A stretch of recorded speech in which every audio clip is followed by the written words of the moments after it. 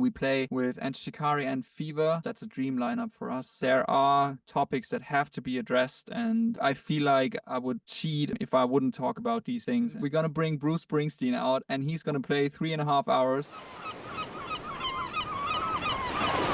Hello, welcome back to the Man Overboard podcast. Today we're joined by Mario from Blackout Problems on the build-up to the new album, RIOT. Thank you so much for joining us, Mario. How's it going, first of all? How are you doing today? Thank you so much for letting me join. I'm very good. How are you? I'm good. I'm great, actually. Yeah, doing good. It's a cold day over here in England today, but making the most of it, getting through it. But speaking of the new album, RIOT, I don't know how to jump into this because I feel like the album is starting to tackle some very serious issues and there's some very serious undertones to the album. I wanted to kick off on that note and ask, what made you go down that path when writing the songs and recording the songs for RIOT? It really matches because we have a very cold day here in Germany as well. So not only cold in England. We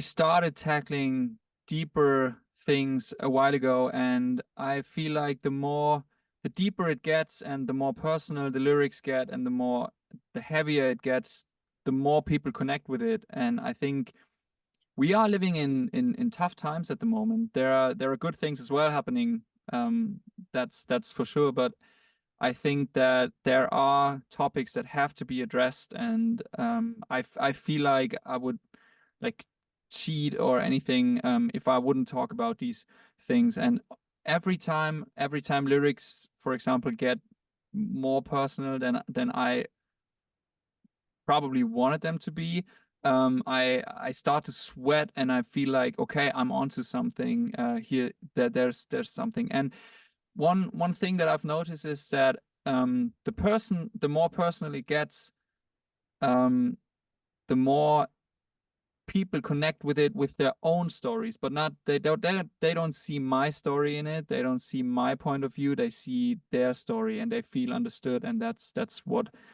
makes music beautiful. And the talks we have, the chats we have after shows at the merch are never about me or about my lyrics or about the other bandmates. They're always about the person who's coming to us and talking about their situation or their problems or their situation basically. And that's comforting. So you're not always afraid to undress in your lyrics. So yeah. So it's an interesting way to explain it there, that when you're writing the lyrics, you start like sweating, start becoming overcome with emotion, I imagine.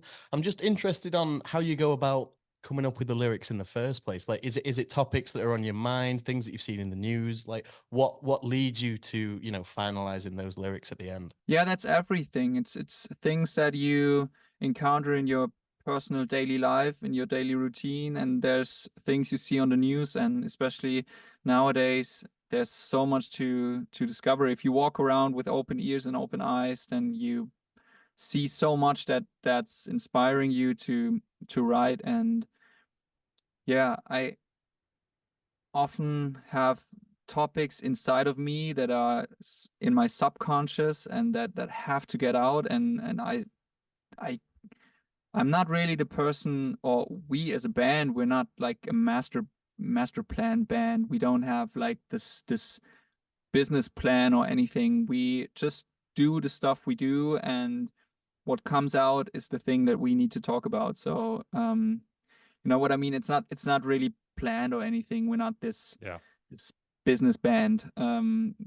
If we write a record and it probably takes us 3 years to do so, like with this one, then we just write about stuff that comes out of us. So with this record, we talk a lot about we always talk about personal stuff, and we talk about stuff that's happening in society, or that's political, I'd say.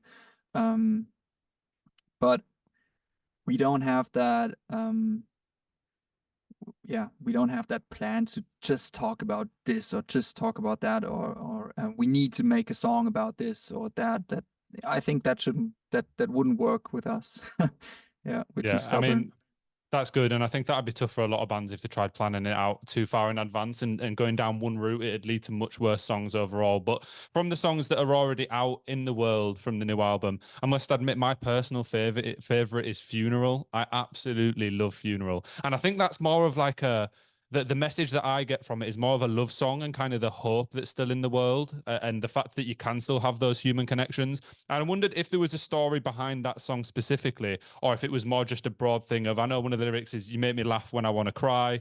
It's just like about someone or something close to you that brings joy. Was there a specific story behind that song? Yeah, totally. Because I actually remember, I don't recall writing all the songs that we've written so far, but with this one, it's different. I was sitting at my living room table and I was thinking about all the songs we had for the record so far, and they were so dark and it was so negative, the stuff that I wrote about. There was a very big friendship for me that was over and that I had to write about. There was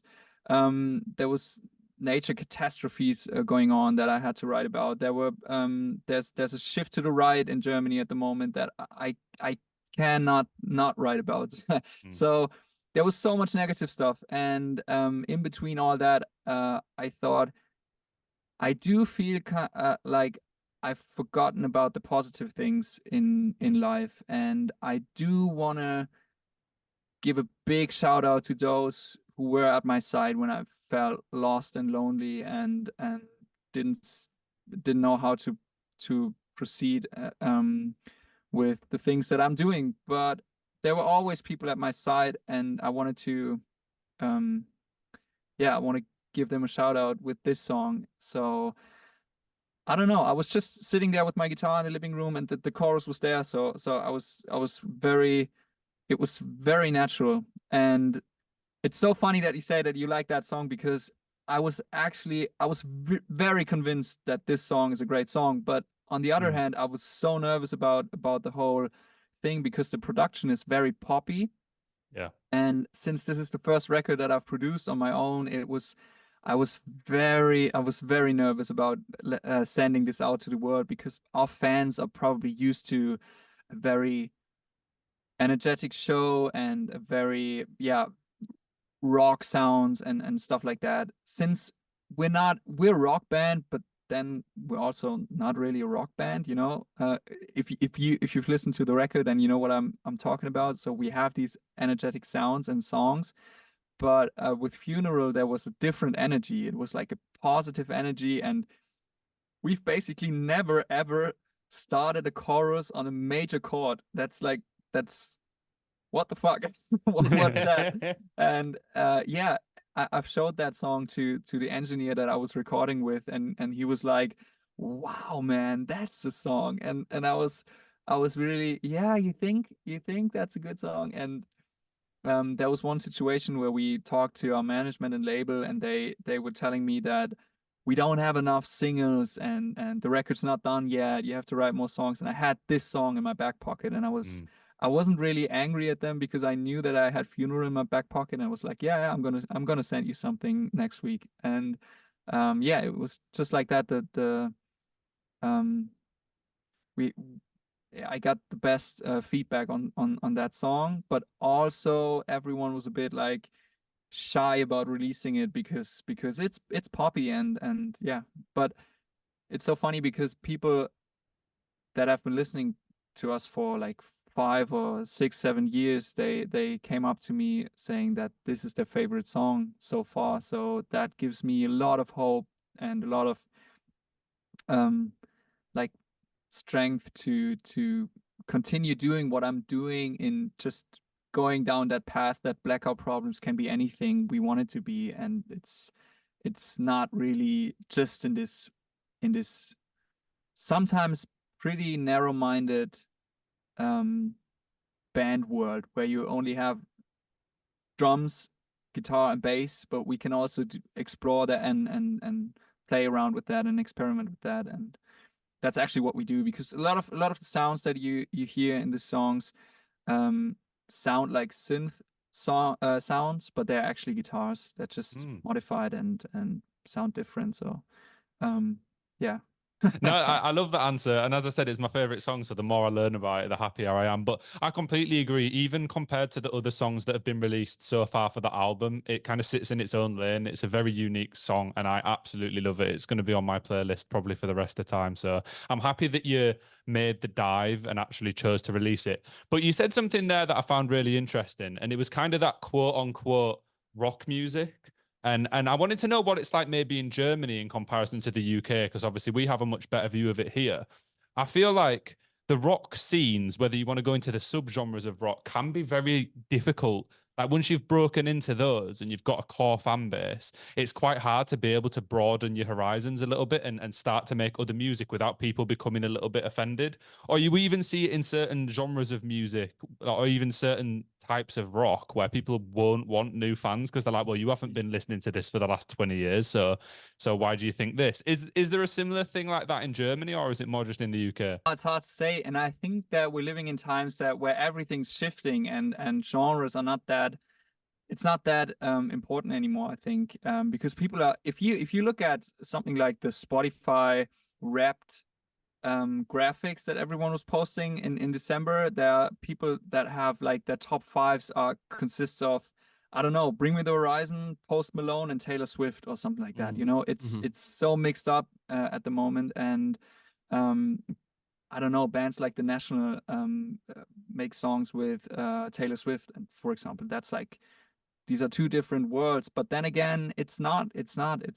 That's just music, and that's how things work. And for us, I think in 2016 we've released our first record, and that was really basic rock. We went into the studio for 3 days, just recorded our songs that we've written in our rehearsal space, and it was very basic rock music, I think, with a few effects and stuff, but it's very basic band music. And with our second record, Chaos, in 2018, we broke with that immediately and started to um, we started having a very electronic influenced style, and I've listened to a lot of techno, and I thought that I wanted to implement that into our music as well. So we had like 5 minute long songs with beats and stuff.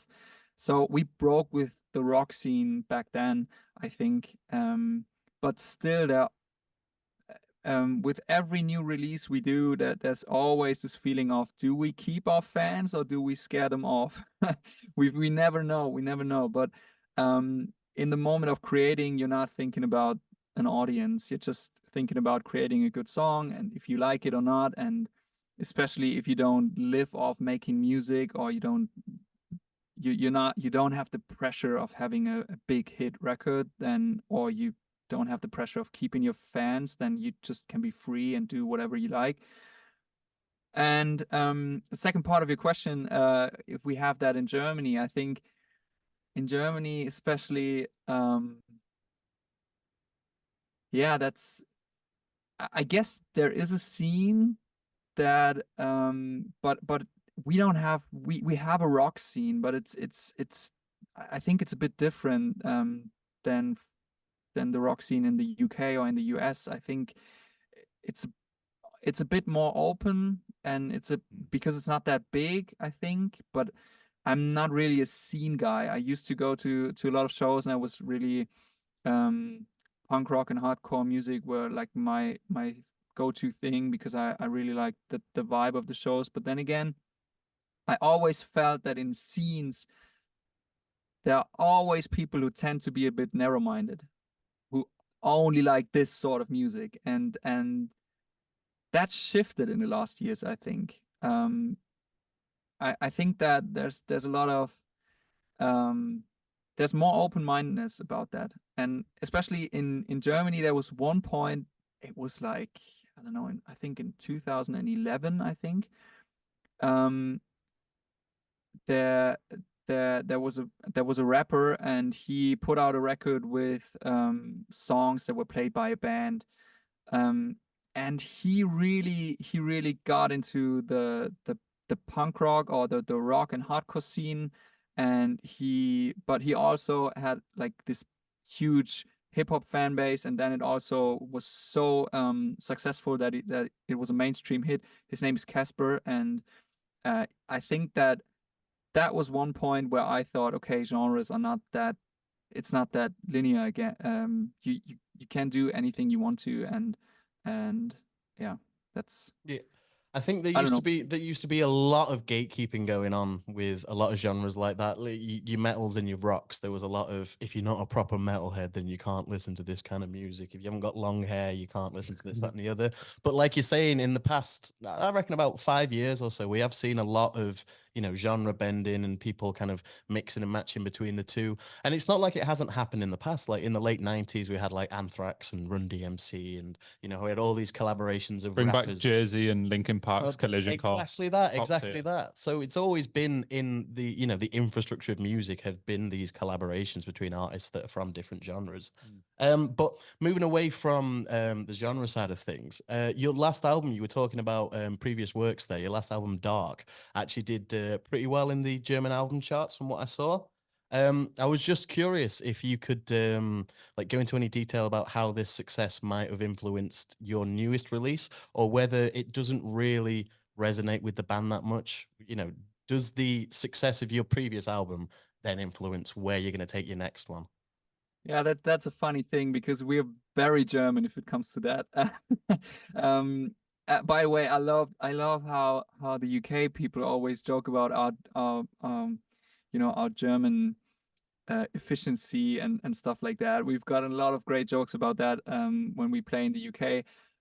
But if it comes to that, it's that's so strange because I feel like if a band from the States or something like that would have like we were number 12 in the album charts with our last record, they would like post it big time and be proud of it and stuff like that. And we really struggled with that. We really struggled with that. We didn't even properly post the graphic we got for that because we're like, I don't know, it feels weird to like just say, hey, you know what, we did the 12. That's amazing for a band that started at zero, and when, you know, that was like an amazing feel. But on the other hand, it we yeah, we're a bit too German for that. Very If you know what I humble. mean. Yeah. That's sometimes being humble. I mean, is a great thing, but sometimes it really it makes it hard to like celebrate your success a little bit. I mean, our success is very small compared to other bands, but that's something, you know. We've started as a school band, or we rehearsed it in our parents' basement, and no one would have thought that we would play any big festivals or do a chart entry like that. And so, but we did it, and that's fine. But we're not the people who pat ourselves on the back too much. But it didn't really had an influence on the new record. It just gives us a little pressure to like, do we can we do that again, or does that, if the next record charts at, I don't know, 50, it's a flop, you know. It's I don't know, that's basically stupid, but that's how the market works, you know. There's always a bit pressure, and you always want to outdo yourselves and be better and better. But the thing is that the most important thing is the music, and I think the record has to be different, not even better. It has to be different. We don't want to make the same record over again. That would feel like cheating again. Yeah. I think when looking into and doing a lot of research for this pod, one thing that I really liked about the band is it seems you put a lot of energy and effort into obviously the records and the albums, but also the overall artistic image of the band. I feel like maybe music videos are looked down upon a little bit nowadays. No one really cares about music videos, but when I watch some of your guys' music videos, they're amazing. It seems like there's a lot of thought and time and energy put into those. And I wondered if that's something that just comes from passion, putting a lot of energy into all the different fields. And I wondered if there was any music videos in the past that stuck in your mind that has then gone on to inspire some of yours. Oh, that's a good question. We have a friend whose name is Bernie. He's like our video guy since 2015.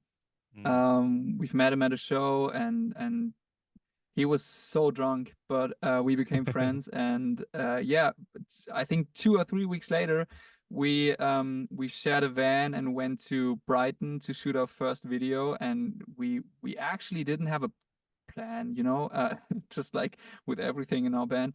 We didn't have a big master plan with that. We just wanted to shoot a video somewhere where we haven't been before, and at that point, we've never played in the UK properly, and I don't know, we did a vacation there once and brought our guitars, so we did some music on the streets, but we haven't played a show there. And so we took all our stuff, went to the UK, made our first video with Bernie, and it turned out so good that for him it was like the motivation to keep going and to improve every time we do new music videos. And for us it was like, yeah, we have our team, we have a go-to person, he's the one, he's responsible, and we're gonna do crazy stuff together. And yeah, every time we do video shoots, it's always the same. We're always like, our heads are blank, we don't have an idea, we're sitting there and going crazy. We have a deadline, we need to shoot something on this day or on that day, and we plan everything.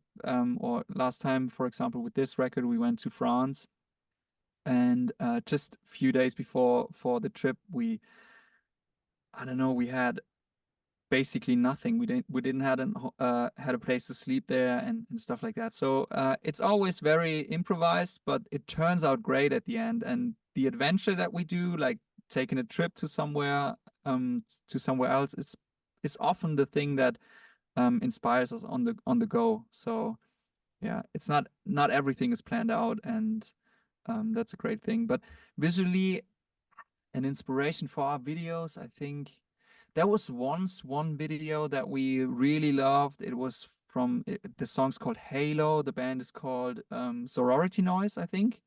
Okay. Yeah, do you know that video? I don't know the I'm video, not. but I know the band. I'm aware of the band. Yeah. Yeah, that's so crazy because they did images that are very like emotional, and it fits the music, and it's just something that gives the music more depth, I think. You've got a very good relationship with the UK crowd, and a huge relationship with a massive UK band in Enter Shikari. Is it Enter Shikari or Shikari? I don't know how to say. Shikari, Is it yeah, Shikari? yeah. Have confidence. Have confidence. Enter Shikari. What was it like making a song with Rue for the new record? That was like a life goal for us, actually, because we've been fans of the band for a long time, and we've applied for every tour, I think, they did, and we've never heard back from them until, yeah, like 1 or 2 years ago, we got a contact to their management, and they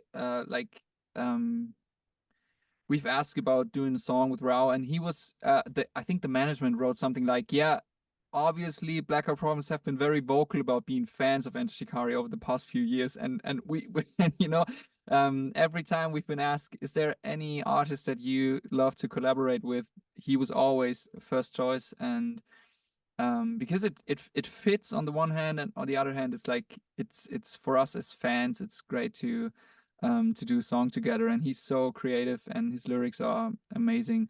So yeah, life goal on the one hand, and then on the other hand, they wrote us, they sent us an offer to open up for them in the UK, and which was mental for us. I don't know, it's something that we really didn't take for granted. It was great to open up for them, first of all, and then they treated us so good, and they asked us if we want to do the same thing in Germany and Belgium again, and we did that. So the next tour that's coming up starts in February, and we play with Enter Shikari and Fever, and yeah, that's a dream lineup for us. So the band, the management, the crew, they're all so nice. They're so nice to us, and we actually have no idea how we gotten that lucky. It's honestly a dream come true, because some bands that you really love and that you really I don't know, that you really like the music of, and you probably um I'm lost for words now. I imagine you kind of draw inspiration from them in a Yeah, way. Yeah. totally. If you draw inspiration from a band and then it turns out that these guys are really great guys, it's just a win-win situation for everybody, and especially for you as a fan. That's really great. Yeah, I think a lot of people do tend to say don't meet your heroes, but it sounds like in that situation it might have been a good thing to meet your hero because it turns out that they're actually just a nice guy. Yeah, absolutely. I think I don't want to meet every hero, and I don't think that I have that many heroes. But you know, it some heroes can turn out to be assholes, but these guys turned out to be really great and humble guys, and I can't really I don't have the words to explain that, but there was such a magic, and it was very friendly. And on the other hand, we've never we've never felt like out of place or anything. Sometimes you like it's I don't know, you're the support band, and we've never like felt like the awkward support band. And that's a thing that I really draw inspiration from, because I want to give our support bands the same feeling. They're bands that accompany us, and they're not like the opening act. That's unimportant. So that's really important for us. And yeah. Yeah, I mean, I'm a huge fan of Enter Shikari personally, and I know a lot of people that have had interactions with Rao, and they've all said the same thing. A really nice guy. With Rory from the band, any member of the band just seems really nice, and I'm really it seems like a very good collaboration for Blackout Problems and Shikari, because a lot of the topics that you touch on are very similar. I know that Shikari are constantly going in on a political stance for some certain stuff, issues with the world. So you two joining together seemed like a very good pairing between the two. And hearing the track itself, you can definitely tell that it was meant to be that those two styles were meant to hit each other eventually. So I was just curious as to how you found the writing process as a collaboration with another artist, as your back catalogue doesn't have there's not a large amount of collaborations previously. So I just wondered how working with someone else affected the songwriting style versus writing your own music. So first of all, the reason why we don't have that many collaborations is we've written a record, and then we were thinking about, hey, do we want to have some features on that record? And it's always the same. The record's gotten too personal to let anybody else in, and we're not. We weren't that interested in getting a feature from another band that our label probably wanted us to do, or like this business collaboration thing that a lot of bands do, and sometimes it works out, and sometimes it's great. But there's a risk to that, because once you write with another person, you have to open up so much, and you have to give away so much of yourself, and show them demos, and that's really personal. So yeah, I was always a bit afraid of that. With Rao, it was different, because I've sent him 2 demos. I did, and I just wrote him a pretty long email with yeah, I wrote him what inspired me to write the track. And with Gloves, he chose, or actually, I don't know how that worked out. I think he asked me, which one do you want me to work on, and I said try Gloves, because I think that one I could imagine him on that track really well. So I just sent him a picture of the Ahrtal in Germany. That's an area that was completely destroyed by a rain and a flood.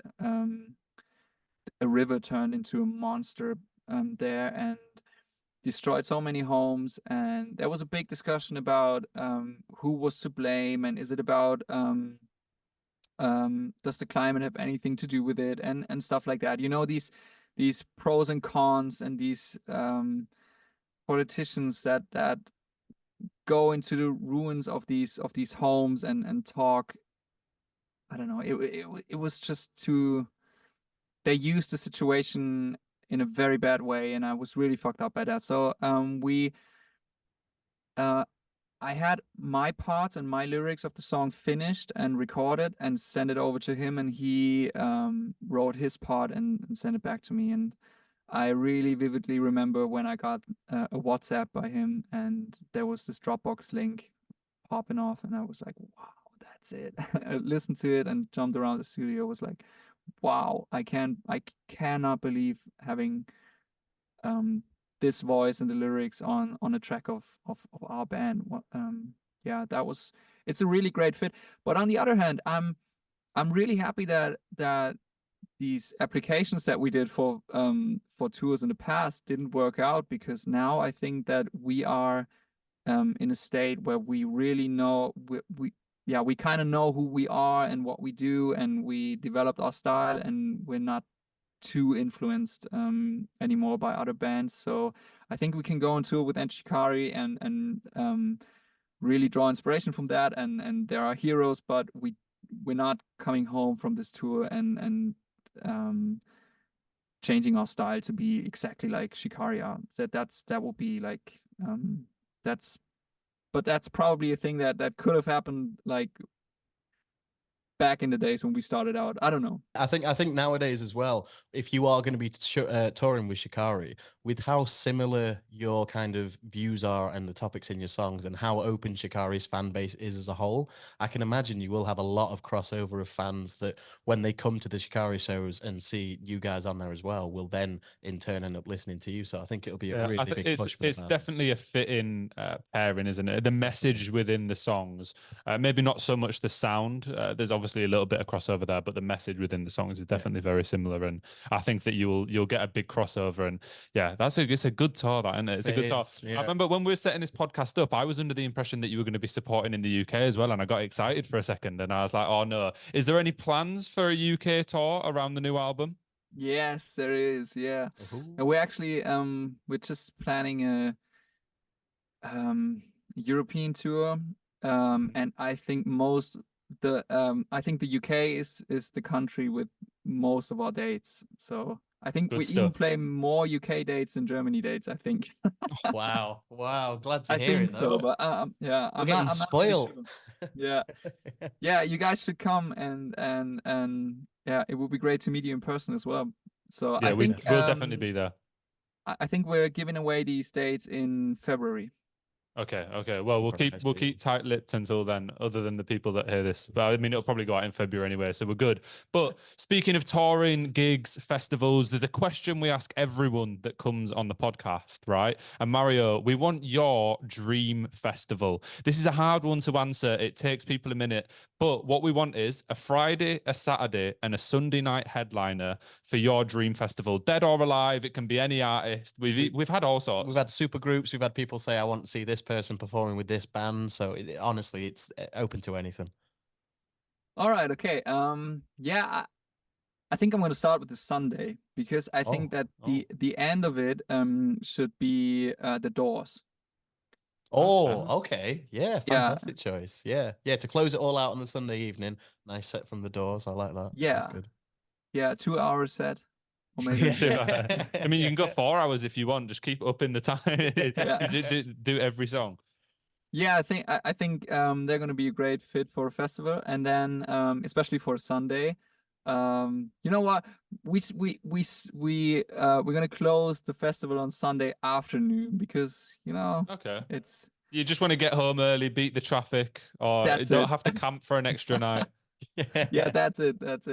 And I'm pretty tired Sunday nights anyway, so yeah. Let's I close the do know festival it's at always tough, isn't it? 4 p.m. on a Sunday with the Doors. They are actually supported by the National. I think that's going to be an easy Sunday for everybody. And yeah, on Saturday, I think we should do a rock day. And I can see the answers flying around in your head. Who should I pick? Who's like your number one favorite? See, the thing is, we should. Sorry. No. I always get a bit excited by this question. I'm just like, I start going off instead of actually listening to your answers. Go on, who have we got on Saturday for the rock day? I think we should start with young bands, and then like maybe, for example, like Boston Manor. They could I open love up. Boston Manor. Yeah. Yeah, then maybe we could another UK band. Apologies, I have none. We've toured with them, but they're not doing anything at the moment, I think. Mm-hmm. and then probably we should like bring the best live acts at the moment. And yeah, for example, I think BMTH are great, and I haven't seen them for a while, but obviously on YouTube I've watched a few things and they've improved big time. And we should bring Shikari. I mean, Yeah. they bring Without a us, doubt. so Without a why doubt. shouldn't I bring them? So probably I'd love to see Youngblood. I've never seen him. Ooh. Right. So Yeah. yeah, Do you know a what? bit of I've seen Bring Me the Horizon, but only for a short period of time. I've seen him a couple of I've times. seen him at Leeds Festival last year, but I kind of just stopped off for a bit because I was on the way to see Arctic Monkeys. Well, they've started to throw a lot of their old stuff back into the set again, which is really interesting to see Ollie hit those growls and those gutturals that he used to do with such power still today. But I mean, those bands for the Saturday would be fantastic. Yeah, That's such an Youngblood. energetic day. Youngblood has such good energy on stage. Like I've seen him a couple times, and every time the crowd's been wild, and he's just on the best vibe possible. He never seems upset to be on stage. He's always grateful. So yeah, you've got a good day there. You've got one day left though. yeah, we're not I'm not finished for the Saturday. Just we have to moving him yeah on. yeah we're gonna bring the Gallagher brothers. Yeah, for the Oh. Oasis reunion. Yeah. Whoa. Oh, this is big. 60 minutes of hits, but then at like 10 p.m. or something, we're gonna bring Bruce Springsteen out, and he's gonna play 3.5 hours, and he's gonna show all the young bands how it's done. You know, he's like 72 years old, but I've seen him in June, and he's played a stadium here in Munich, and it was like unbelievable. The whole band was so they played so good. It was that was crazy. And Well, that's a I think show where everyone we've just learned why the Sunday is going to have to finish midday. Sunday finishes at 2 p.m. because on the Saturday we're up from 10 a.m. until 12 at night partying. yeah, and you know what? The Friday is going to be the clubbing day. So on Friday we're going to bring the electronic artists, and we're going to start with UK act as well. Venby, do you know her? I've heard, but I don't know. Like I can't claim to be a fan, so I won't pretend I am. Yeah, she's doing like this poppy drum and bass stuff. And Okay. then we're gonna bring the headliners are a band from Germany, or a trio from Germany, Moderat. It's I've been thinking a lot about which styles are from which country, and if Germany has like one style that's big in Germany and big out of Germany, you know, it's maybe not it's not rooted in Germany or anything or originated from Germany, but if it's techno, I think it's Yeah. 100% techno. yeah, Yeah. Berlin has a big techno scene, and Leipzig, for example, but and they're great artists. They play all over the world, and I think that there are not too many. There are few, but not too many pop or rock or hip hop artists that do the same thing out of Germany. So I think on Friday we're gonna do the electronic day. Yeah, Moderat, you gotta check them out.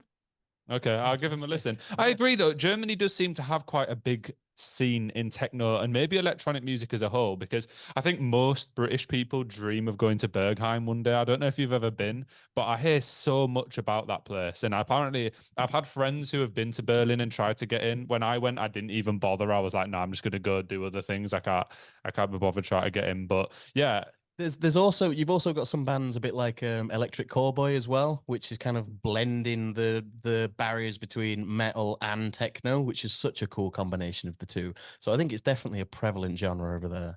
Yeah. Yeah. Yeah, it's yeah. I mean, I've never been to Berghain as well, but yeah, you hear stories. yeah, that is interesting. I often just I want to go in for like 5 minutes just to know if it's as good as people say it is.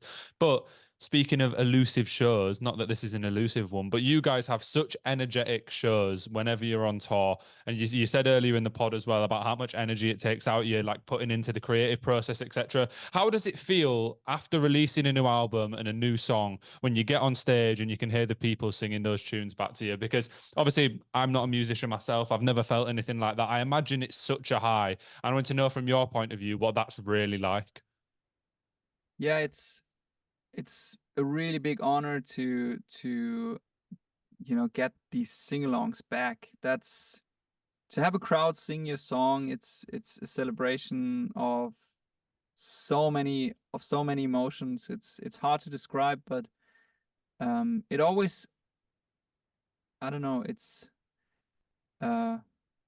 I feel like I'm very, very grateful for these moments, and they're just fleeting by. They're so it's so a show can be over so fast that you really have to like breathe in for a second and enjoy that, because when we started out and we were like 15, 16, 17 years old, I've always dreamed about having this chaotic scenes in front of the stage where everyone's jumping and everyone's like crowd surfing and doing crazy stuff.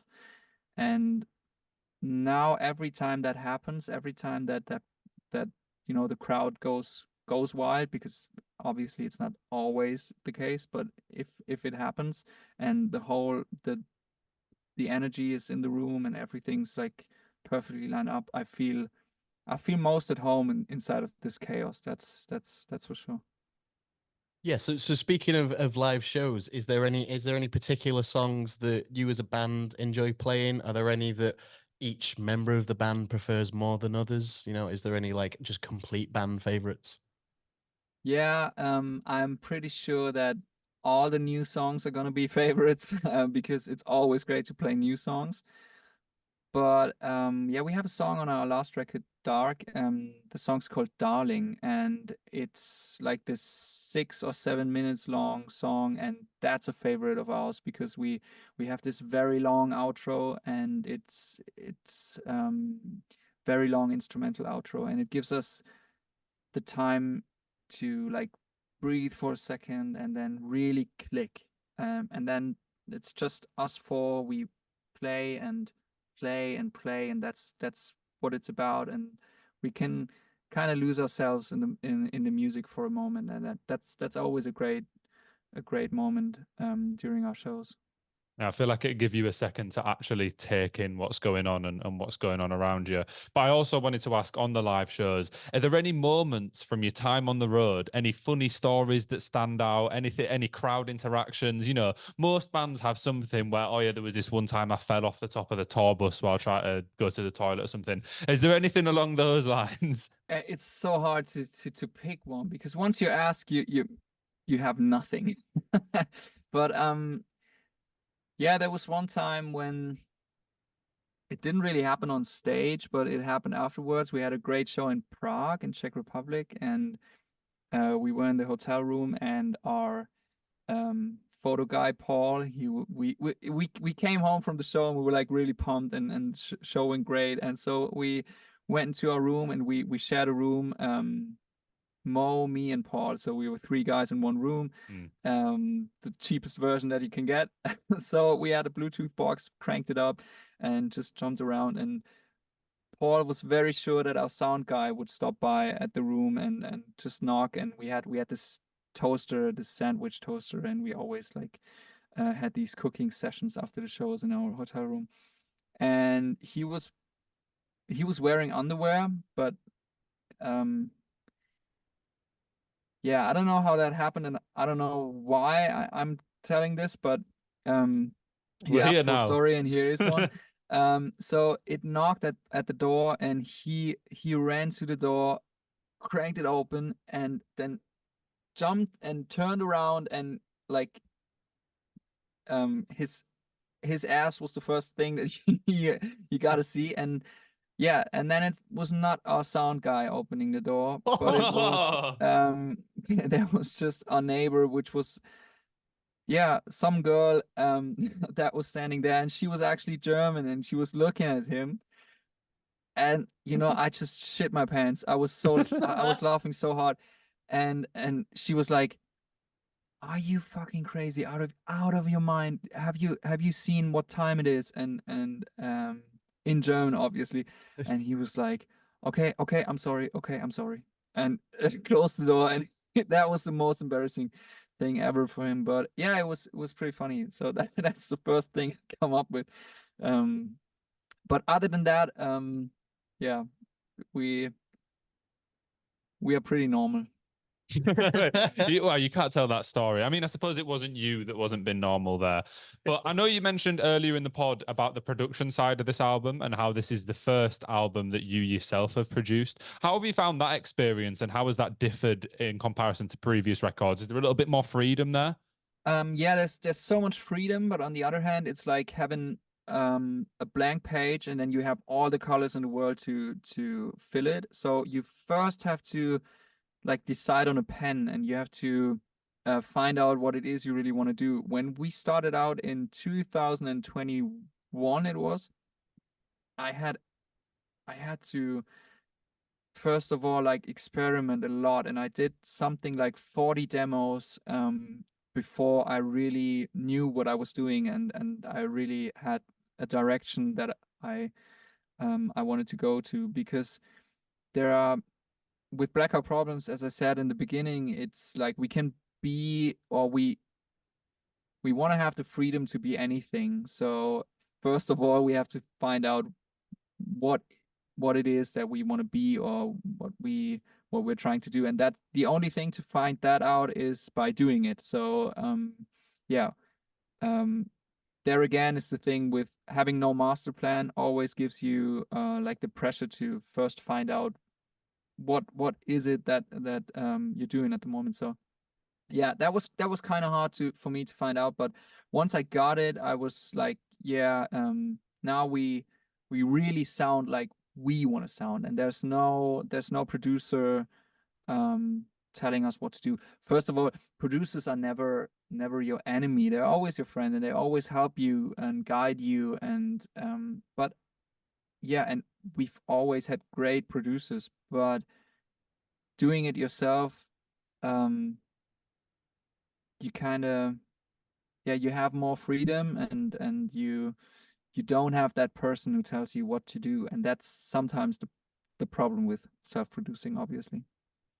Yeah, I can imagine it. As I said, it gives a whole new level of freedom to the songs. And I think in a weird way as well, though, for yourself, surely it adds an extra layer of stress, because not only it's kind of like doing two different people's jobs in one. So how have you found balancing that act as the build up to this album? Obviously said you started it in 2021, so it's been a long time coming. Has it taken longer than you expected? I bet you're absolutely buzzing to get it out now and show the world.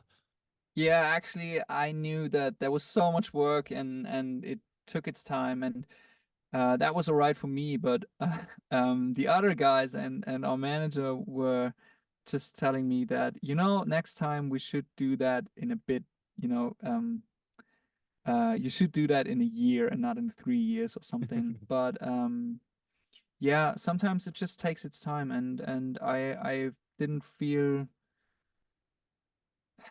I don't know. I think Riot just needed that time, and there was a lot going on inside the band as well. We went from a 4-piece to a 3-piece, and there was so much figuring out and finding ourselves again. And I was thinking about what is it what is Blackout Problems really? What is the essence of us as a band, and what's the essence of our songs and our lyrics, and um you know, after being in a band for almost 10 years, it's something that you should um, give some thought to, and just take your time, and yeah, um, like uh, reflecting on yourself is probably the best way to put it. So this Well, record is really, it's about the band, and it's about the band in a way, and reflecting on us a lot. I was going to say, it sounds like a lot of thought and time has been put into this project as a whole from all aspects of the band. So I think it's going to be a real treat for fans to listen to, because, I mean, from the songs that we've heard, it does sell itself. It's a great album. I mean, to be fair, I've heard the whole thing. I absolutely loved it. Yeah, I managed to get Thank you I so managed to much. get a sneak peek, and honestly, I think it's going to blow up, and I genuinely can't wait for that UK tour. So to close things off, I wanted to ask if there's any particular message you wanted to share with the world, because I know you're sharing a lot of messages within the album. It doesn't have to be something political. It doesn't have to be anything. But I was wondering if there was a message you wanted to share with the world to close things off here. At the moment, I'm reading a book. I think the English title of it is Humankind. It's by or I don't know how to pronounce it, but it basically says that we as a humankind are not bad in the origin of us is not bad, it's good. And that's something that we have to remind ourselves at the moment. We have to be kind and be helpful and stretch out our arms and try to talk with people and try to embrace it. You know, we have a big challenge. We have big challenges to overcome at the moment, and I mean it's 2024 and we still have wars in this world. I think that this is really childish and we have to grow up now. I think that we have one line on the record. It's, do you know what peace is? Do you know what peace is? It's a late adolescence. And that's something that I don't know. I've never, or let me say that again. I really do think that we need to end these conflicts that we have all the time, and we need to overcome that. And that's the most important thing in the world right now, to group together and then face the challenges that we have to face, because there's so much more coming that we cannot overcome by being in a war. We have to get it together now. So I think my message is get shit together. I mean, yeah, succinct right at the end there. Fantastic. I think that's a great message to put out into the world, especially in the current situation. Yeah, 100%. I second that to the moon and back, literally. I think any war that's still going on in this day and age, there's many more things that humanity should be concentrating on. And I'm sure we can get plenty more of that message on Riot, which is out February 23rd. So anyone listening, go check out the new record when it comes out on February 23rd. And if you're in the UK, you'll probably see us at one of the Blackout Problems shows, especially if there's a Leeds one, which I'm praying there is. So thank you so much, Mario. I've absolutely loved this chat. Fantastic. Absolutely fantastic. And I'm sure we'll do it again in person when you're in the UK. Oh, perfect. That would be so great. I'd love to meet you in person soon. And thank you so much for taking your time and listening to our band. Thank you so much. No worries. Thank you.